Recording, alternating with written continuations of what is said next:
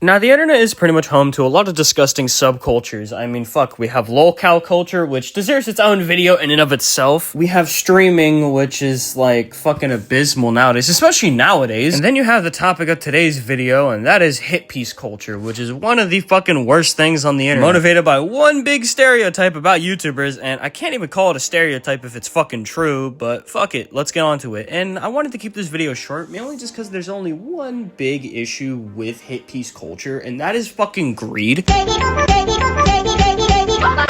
yo, y'all can't my butthole.